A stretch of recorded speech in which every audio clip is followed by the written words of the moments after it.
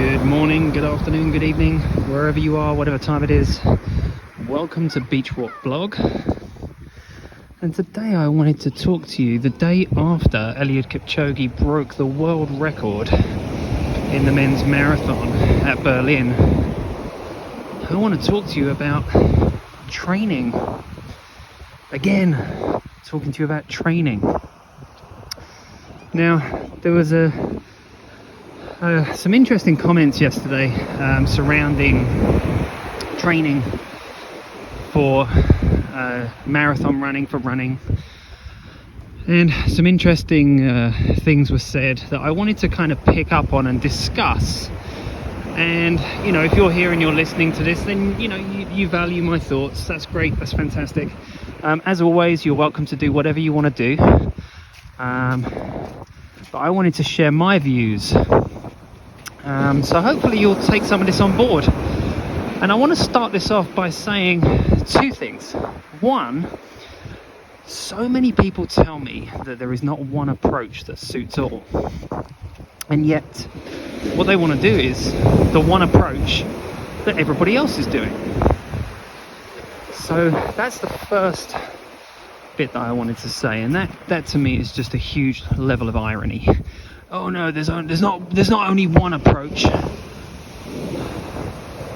fits everybody, that suits everybody, but I want to do the approach that everybody else is doing and not the approach that you're giving. Okay, so there's the irony, right? You don't want to do a one-size-fits-all approach, and that is not in any way what the Sling method is. It's absolutely not that. It's the opposite of that. But yet you want to go and do what everybody else is doing, or apparently doing. So the second thing I want to talk about here is how you want to train like the pros do. You want to train like Eliud Kipchoge does, but yet you don't want to actually train like Eliud Kipchoge does. There's the second irony. You want to train like Kipchoge does, but you don't actually want to do the training that Kipchoge does. What you want to do is, you want to do the bits that you can do. That's what you focus on. That's what you focus in on. And what you don't see, what you don't focus on because you're not looking at it, is that he does what he does because of the way he moves. He can run 120 to 150 miles per week because of the way he moves and the way his body is adapted for running. Your body isn't. Your body isn't adapted for running. Because if you tried to do that, you'd break. And do you know how I know that?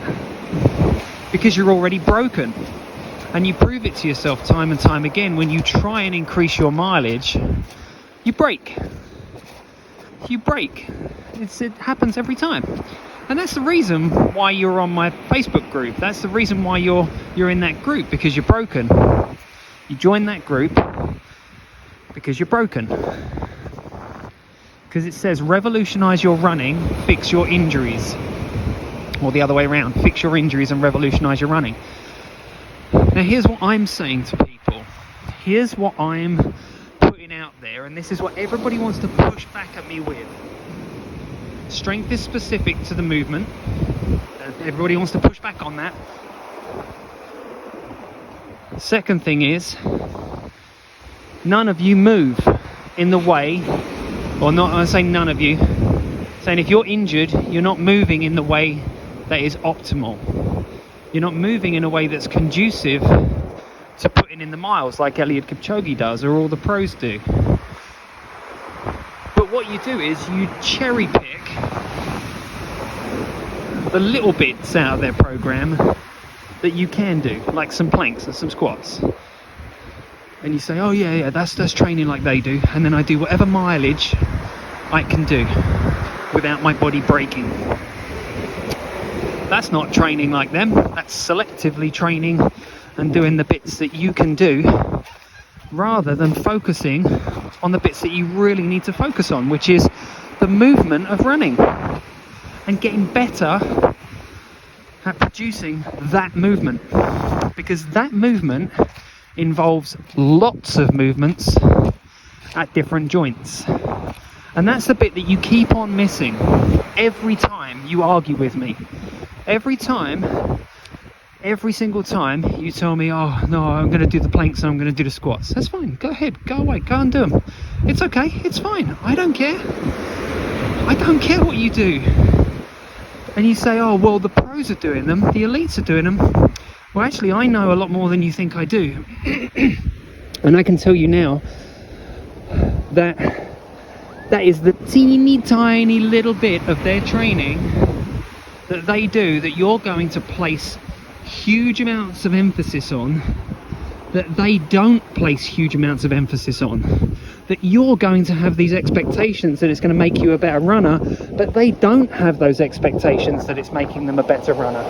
And in fact, I would go so far as to say that because I've seen how many people have benefited so much through moving better and moving more optimally through doing the Sling method, I would go so far as to say that he could get even better by doing the Sling method. Yeah, I know, that's a bold statement, isn't it? I know that, I know it is. There's a reason why I can say that, because pretty much everybody who does the Sling method benefits. So this one size that fits all, that people complain at me that, oh no, there is no one size, one thing fits all.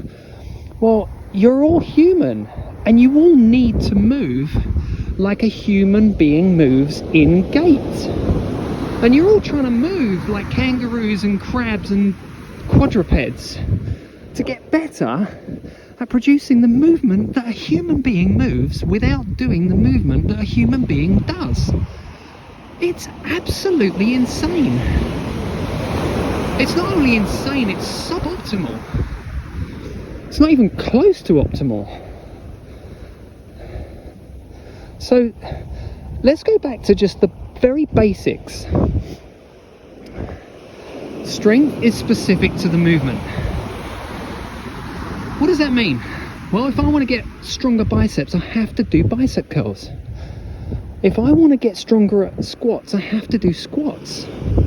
Because it's a movement that involves a whole bunch of other movements in a very specific way that allows all of those movements to combine and coordinate to produce one big movement, which you see as the squat or as running. Now, if you are not working on that movement in its entirety, in the position that it occurs in, then what you are doing is cherry picking and selecting isolated parts of that gait cycle or of that squat to then reintroduce them into that movement, hopefully in a way that magically becomes coordinated. But it doesn't work that way. It's never worked that way, ever. So the reason why I say that professional runners could get even better,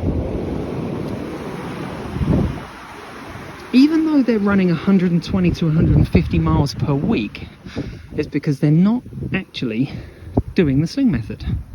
And the Sling method is as specific as it gets to the running gait cycle, the endurance running gait cycle. Not the walking gait cycle, not the sprinting gait cycle, even though both will benefit less and less, but the running gait cycle, the endurance running gait cycle. Okay? So they could benefit even more than what they already are through doing the training they're already doing, because running is just running. There's no other skill set that comes into it. You don't need hand-eye coordination. You don't need to catch a ball, throw a ball, kick a ball, knee a ball, head a ball, hit a ball with a racket. You don't need any of that skill. You don't need to develop any of the skills involved in any other sports that include running. You're just running. And you develop those skills from a very young age. You've already developed them. You just need to put them all together after being sedentary for 20 plus years. Now that's the bit that you're all forgetting. The movement. Why do you do a gait analysis? To assess the movement. Why are you not squatting when you're running? Because the movement of squatting doesn't get you the running movement. It's different. It's different in the same way that a pull-up is not a push-up, or a push-up isn't a bicep curl. It's different. So you can't expect one of those movements to give you to carry over into the other purely. It doesn't. Think about it. Just think about it. When I squat, my feet are wide. When I run, my feet are narrow. When I squat, my feet are turned out. I'm going down and up. When I run, I'm going forwards and backwards with internal and external rotation of my hips. I'm pronating and supinating. You don't do any of that when you squat. You certainly don't do any of that when you plank. When you run, you're not in neutral spine ever. Ever. Not once. Not for a single microsecond. You are not in neutral spine. So why are you doing planks? They're not even moving. But this is basic stuff that goes back to the strength and conditioning rules of movement.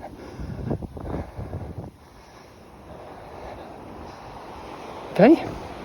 It's simple stuff.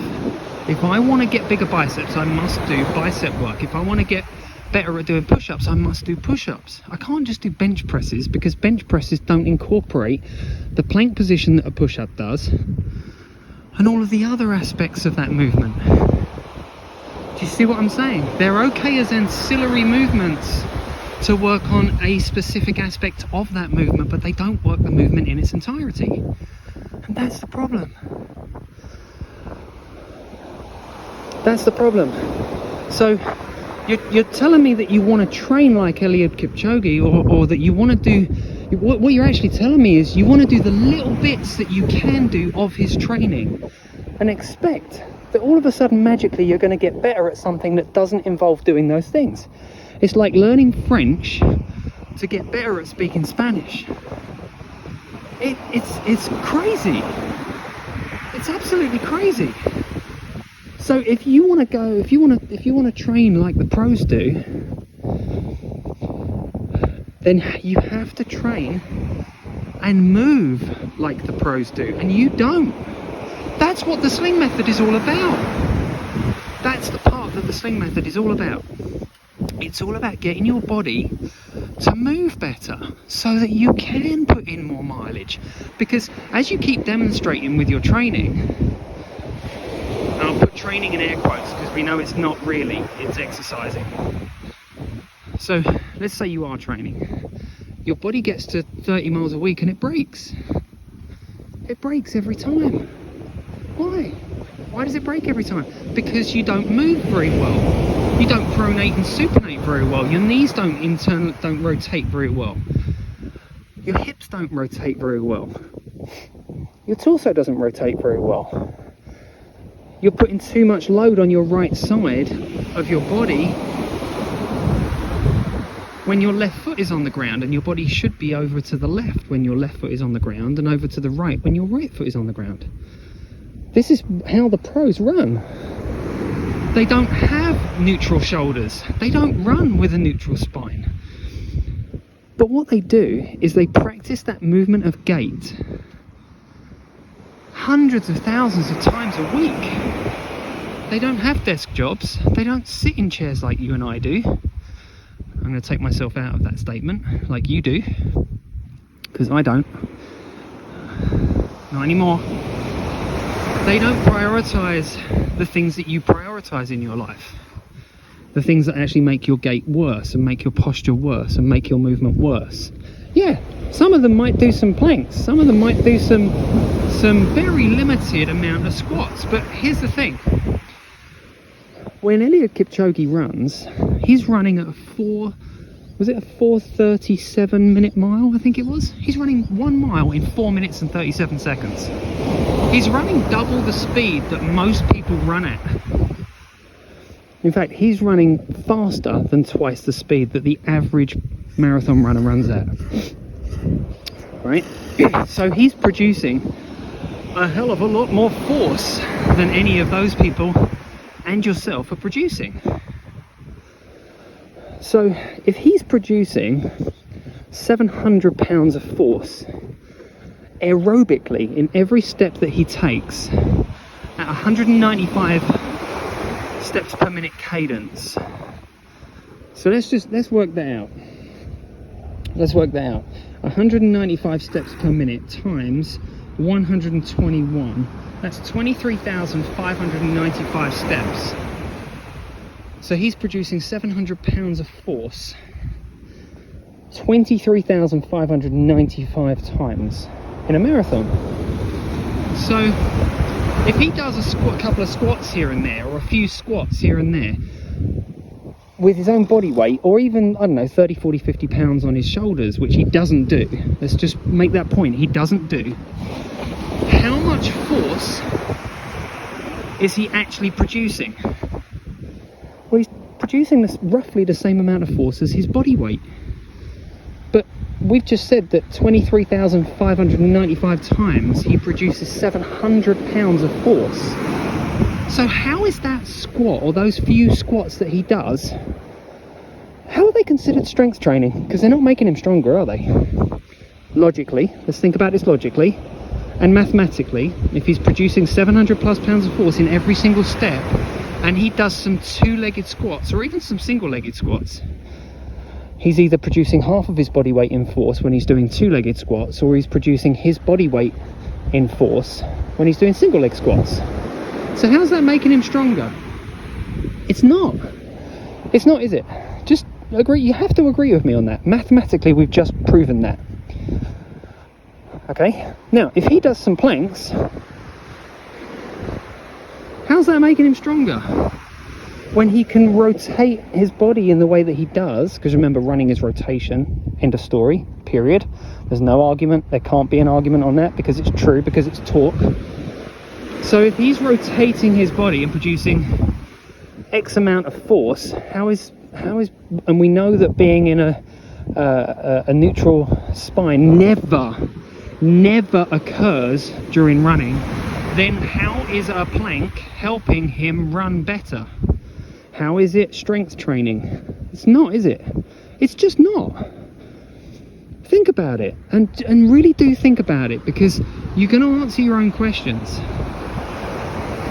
All right, you know it isn't strength training. Not for him, and not for you either, because remember, strength is specific to the movement, okay? All right? So let's just back up. You want to run, you want to train like Eliud Kipchoge, or you want to train like the pros train without actually training like the pros train, and without moving like the pros move. Okay. Well, again, you've already proven how that works out for you. As soon as you try to increase your mileage, you get injured. Okay, cool. That sounds like a good plan, doesn't it? But yet you want to shun the plan, my plan, the Sling method plan. You want to shun that plan and say, oh, cookie cutter approaches don't suit everybody. Well, for one, it's not a cookie cutter approach. It never has been, never will be. It's a framework based on how you move. We've established that years ago. Okay, and it's based on human movement. It's based on how the human body moves in gait. So it's specific to the running movement. There we go. It says it all, doesn't it? It says it all. But you want to do what everyone else is doing, which is cherry picking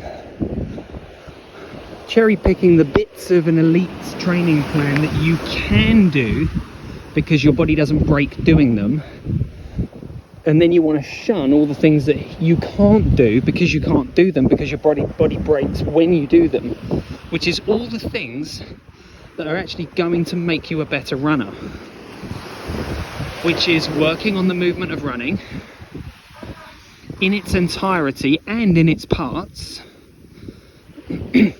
and strength training those movements, which involve everything from the big toe up to your head. Everything, not just cherry picked, everything. How does it sound now? How does the Sling method sound now? We work on every single movement that your body needs to make to produce a well-functioning gait cycle, from the big toe all the way up to your head. Sounds pretty good, doesn't it? I like that. And we work on it specifically, not just randomly, arbitrarily, specifically. Not a cookie cutter approach, because what we do is we analyze your gait. We look at how you move and we say, right, this is what's happening when you move, this is the areas that you're deficient in, and then we work on them. We don't just take some random exercise, random movement, like a squat or a plank, and say, here you go, work on those, because that's going to make you a better runner. And if you think that, if you still think that after everything that I said, and after actually reading the Runner's Rehab and the Basic 8 ebook, and after going through the Runner's Rehab and the Basic 8, then you haven't understood it. You haven't understood it.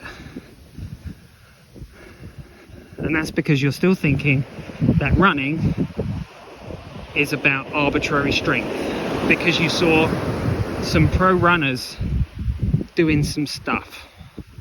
Now, I posted the other day on the Revolutionize Your Running Sling Method group, Eliud Kipchoge doing a Zumba class. Are you doing that? Are you doing his Zumba class? No, of course you're not, because you're cherry picking. You're cherry picking the bits that suit you based on the movements that you can do that don't break your body, rather than focusing on your weak links to make every part of your body able to perform better. And that's the problem. Again, you're not training specifically, you're training arbitrarily, or should I say exercising arbitrarily, because that's what the difference is between training and exercise.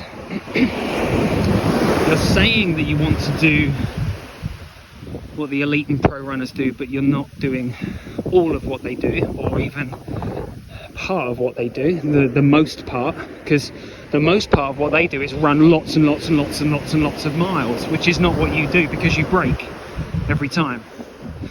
So the main part is what you're not doing. You're cherry picking the little bits off the top of the cake, and thinking that the little bits off the top of the cake are going to give you the rest of the cake, and they don't.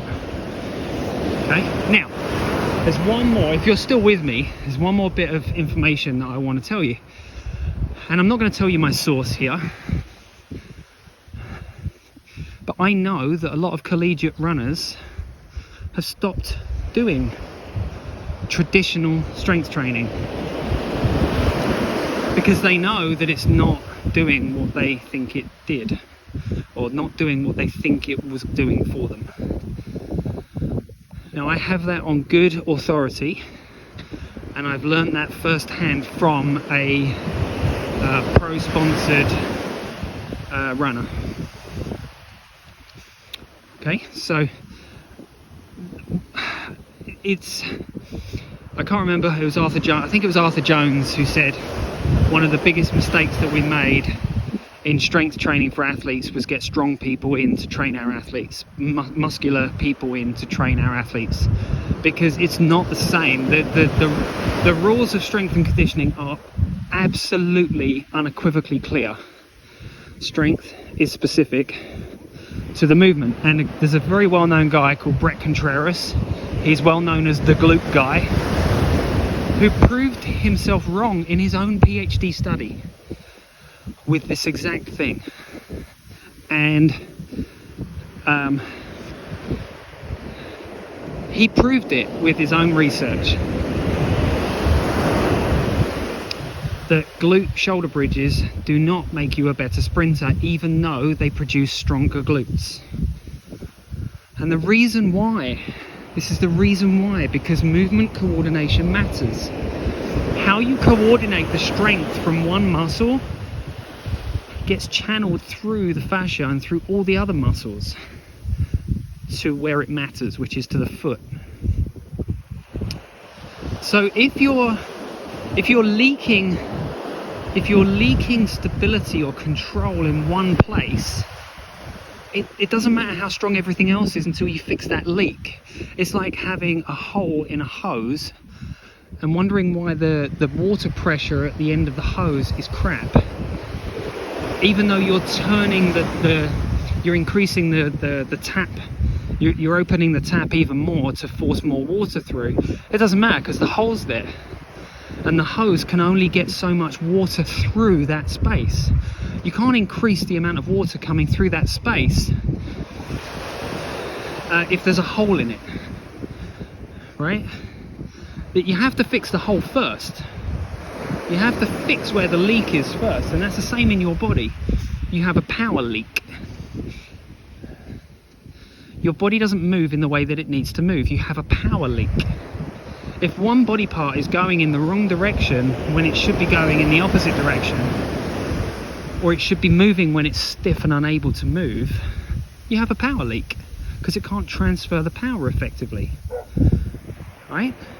And that's exactly, again, I'm just going to keep saying it, that's exactly what the Sling method does.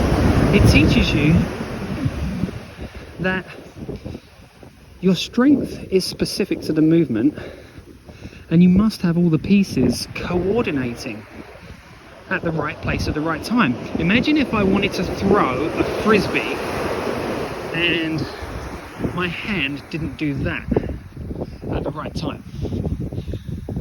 Imagine the loss of power, the loss of force being put into that frisbee. Right? That little hand flick is really important in throwing a frisbee. Right? Imagine if I didn't swing my torso round and rotate and let it go at the right time. You'd lose all the power. You've lost the peak part of that output curve, that torque curve. Right? It's the same thing with running, and I know you don't see it that way. I know you don't see it that way. But that's how it is. There's a lot of things that you do that you don't know why you do them. You just accept them as is, and it's wrong. It's just completely wrong. You accepted them as it was because it sounded good.